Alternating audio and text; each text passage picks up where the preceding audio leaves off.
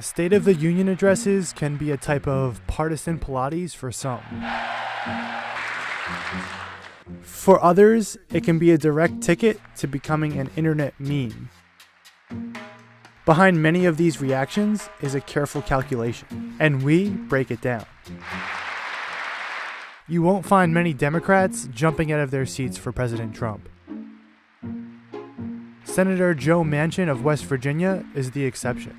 He's sitting right in the front, and that's likely not a coincidence. Here he is again applauding Trump's jab at those who kneel for the national anthem, and again after Trump mentions rising wages. It's a re-election year for Manchin, and he's in a state that overwhelmingly voted for Trump. Now he's apparently showing support for a president from the opposing party. Let's go to the other side of the aisle. We repealed the core of the disastrous Obamacare. The individual mandate is now gone. Thank heaven. Did you catch that? Overwhelming excitement, except for Senator Lisa Murkowski of Alaska. Last summer, Murkowski played a key role to squash efforts to repeal the Affordable Care Act. Working with the Senate, we are appointing judges who will interpret the Constitution as written, including a great new Supreme Court justice. President Trump threw a compliment right at Neil Gorsuch, but he didn't take the bait. In the history of our country.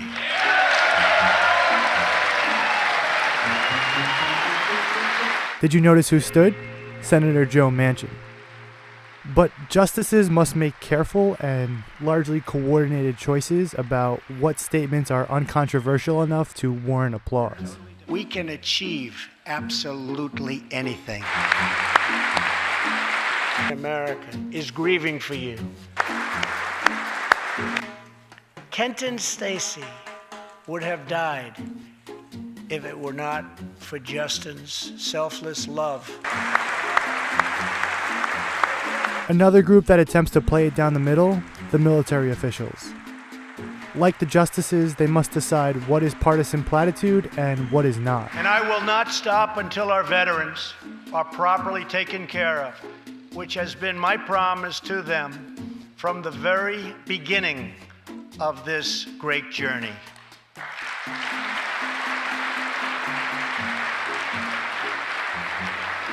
We must modernize and rebuild our nuclear arsenal, hopefully never having to use it, but making it so strong and so powerful that it will deter any acts of aggression by any other nation or anyone else.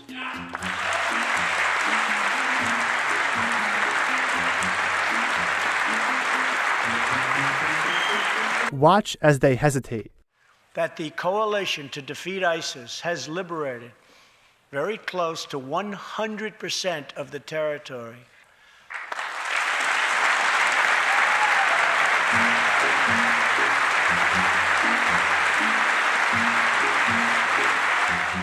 To clap or not to clap?